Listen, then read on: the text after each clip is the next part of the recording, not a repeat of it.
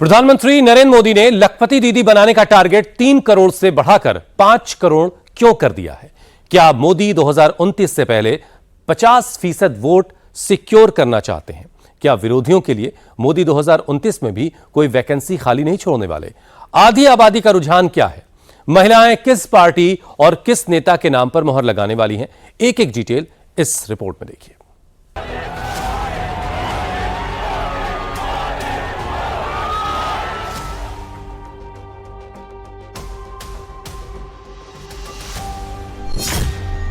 देश में महिला वोटरों की पहली पसंद मोदी या राहुल, कौन है? आज चुनाव हो तो महिलाएं किसके नेतृत्व पर मोहर लगाएंगी?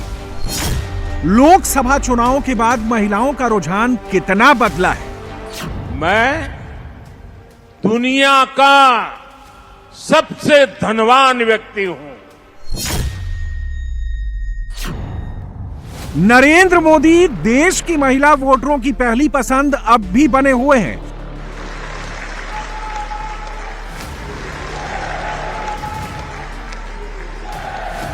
महिलाओं का मोदी पर भरोसा दिनों दिन बढ़ता जा रहा है। चुनाव दर चुनाव बॉन्डिंग और मजबूत होती जा रही है। महिला दिवस पर एक बार फिर इस दावे पर मुहर लग गई। मैं मातृशक्ति को सर झुकाकर नमन करता हूं। देश में करीब 98 करोड़ वोटर हैं, जिनमें 47 करोड़ 15 लाख महिला वोटर हैं। 2024 के लोकसभा चुनाव में 36% महिलाओं ने नरेंद्र मोदी को वोट दिया। सिर्फ 22% महिलाओं की चॉइस राहुल गांधी थे। लोकसभा चुनाव के करीब 9 महीने बाद महिला वोटर का ट्रेंड कितना बदला है, इसे समझने के लिए किसी सर्वे की जरूरत नहीं है। बस गुजरात की 2 तस्वीरें देख लीजिए। एक तरफ मोदी हैं, दूसरी तरफ राहुल गांधी। मौका महिला दिवस का है। राहुल गांधी अभी उसी ट्रेंड पर अटके हुए हैं जहां 5 साल पहले थे। 2019 में राहुल गांधी की कांग्रेस को 20% महिलाओं ने वोट दिया था। नरेंद्र मोदी की बीजेपी को 36% महिलाओं ने वोट दिया था। 25 में भी नरेंद्र मोदी का सबसे बड़ा सुरक्षा कवच यही महिला वोटर हैं। जब मैं कहता हूं ना, मैं दुनिया का सबसे धनवान व्यक्ति हूं, मैं जानता हूं कई लोगों के कान खड़े हो जाएंगे। आज पूरी ट्रोल सेना मैदान में उतर जाएगी, लेकिन मैं फिर भी दोहराऊंगा कि मैं दुनिया का सबसे धनवान व्यक्ति हूं।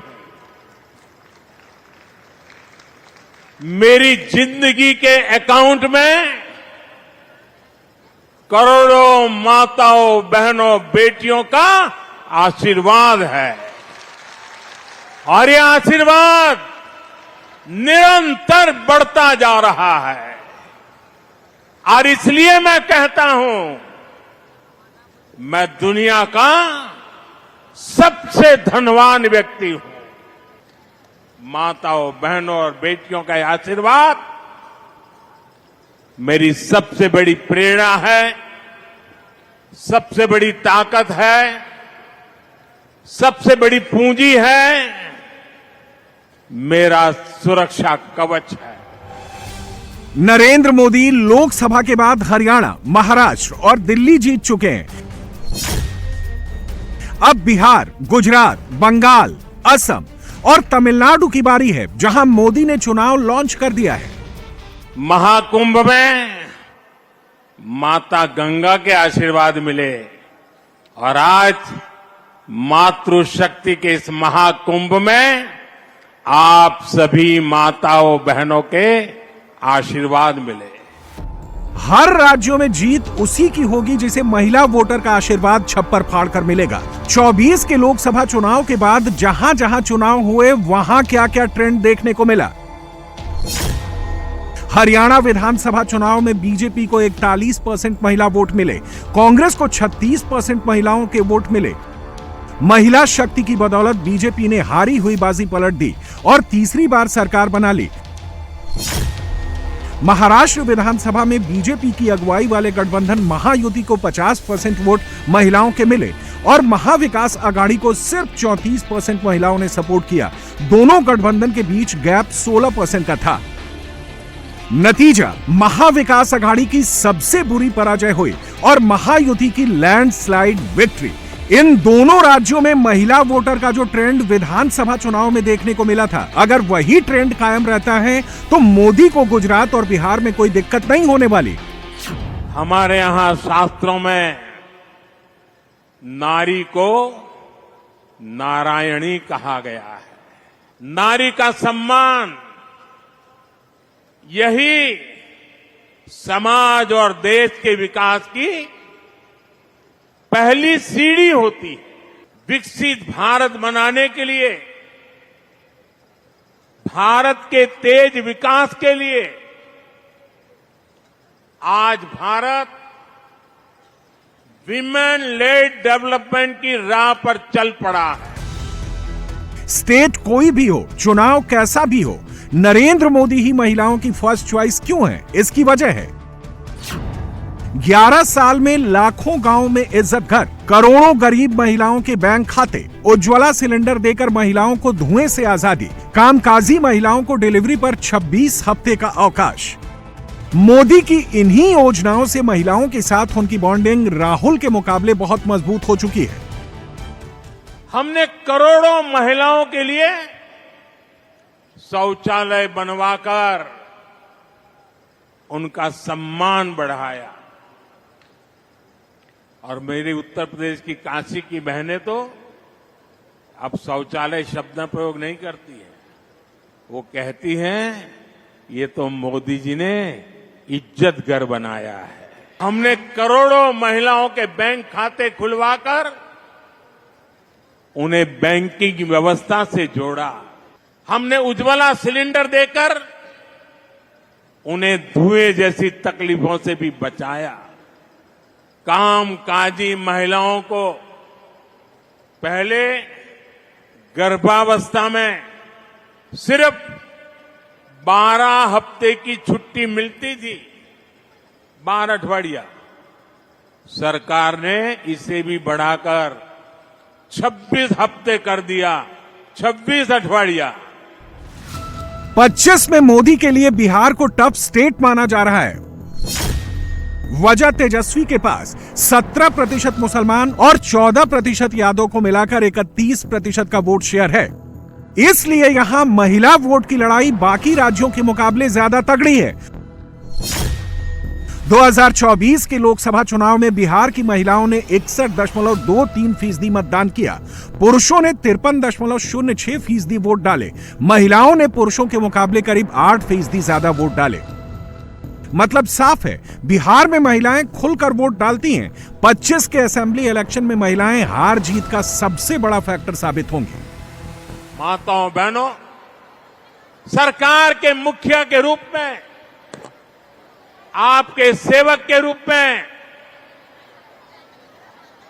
आप सबको ये विश्वास दिलाता हूं कि आपके सपनों के रास्ते में कोई बाधा नहीं रहने दूंगा। एक बेटा जिस भाव से मां की सेवा करता है, उसी भाव से मैं भारत मां और मेरी इन माताओं बहनों की सेवा कर रहा हूं। मुझे भी पक्का भरोसा है आप सबका ये श्रम, ये लगन, ये आशीर्वाद,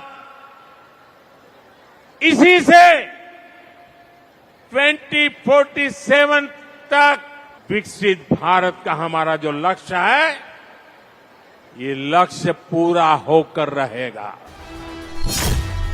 2020 बिहार विधानसभा चुनाव में एनडीए को 38% महिलाओं ने वोट दिया था। महागठबंधन को 37% महिलाओं ने वोट किया था, जबकि अन्य को 25% वोट मिले थे। 2020 में बिहार की पिछड़ा और अति पिछड़ा जाति की महिलाओं ने एनडीए को 63% और महागठबंधन को 18% वोट किया था, जबकि दलित और महादलित जातियों की महिलाओं ने एनडीए को 33% और महागठबंधन को 24% वोट किया था।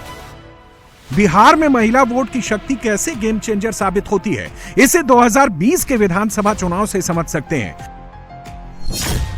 बिहार में 2020 के विधानसभा चुनाव में जिन सीटों पर महिलाओं ने ज्यादा वोटिंग की, उनमें बीजेपी का स्ट्राइक रेट 74%, जेडीयू की जीत का स्ट्राइक रेट 86% और आरजेडी का स्ट्राइक रेट सिर्फ 59% था।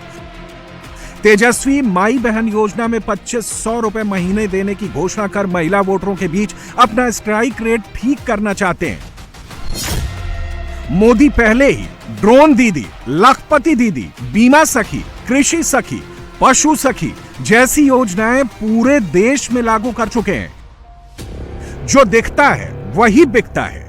मोदी की योजनाएं जमीन पर दिख रही हैं। तेजस्वी और राहुल की जुबानी है। जाहिर है महिला वोटर के मोर्चे पर लीड मोदी के पास ही है। अब सवाल यह है कि बचे हुए 8 महीने में मोदी इस लीड को और कितना बढ़ा सकते हैं। घर, परिवार, रिश्तेदार, गांव बड़े गर्व के साथ पायलट दीदी को देख रही है, ड्रोन दीदी को देख रही है। इसी तरह बैंक सखी और बीमा सखी जैसी योजनाओं ने गांवों में महिलाओं को नए अवसर दिए। कृषि सखी और पशु सखी अभियान शुरू किए गए। इनसे लाखों बहनें जुड़ी, उनकी आय बढ़ रही है। बहनों, बेटियों, सरकार के ऐसे सारे प्रयासों का ज्यादा से ज्यादा लाभ गुजरात की महिलाओं तक पहुंचे, इसके लिए गुजरात सरकार ने 10 लाख और महिलाओं को लखपति दीदी बनाने का अभियान शुरू कर दिया। मैं इसके लिए भूपेंद्र भाई को, गुजरात सरकार को शुभकामनाएं देता हूं। साथियों, मैंने लाल किले से प्रधानमंत्री के बाद जब पहली बार मुझे लाल किले पर से देश को संबोधन करने का अवसर मिला था, और मेरे पहले संबोधन में मैंने एक चिंता व्यक्त की थी और मैंने कहा था कि जब बेटी शाम को अगर देर से घर आती है तो मां और बाप दोनों उसे नोच लेते हैं। कहां गई थी, क्यों देर से आई, कहां थी, सैकड़ों सवाल पूछते हैं। और मैंने सवाल उठाया था कि बेटियां अगर बाहर से देर से आ जाए तो सैकड़ों सवाल तो पूछ लेते हो, लेकिन क्या कभी बेटा देर रात घर आता है तो कभी उसको भी तो पूछा करो, बेटे कहां गए थे, किसके पास थे, क्या कर रहे थे। महिलाओं के खिलाफ होने वाले अपराधों को रोकने के लिए, एक बेहतर समाज बनाने के लिए ये बहुत जरूरी है।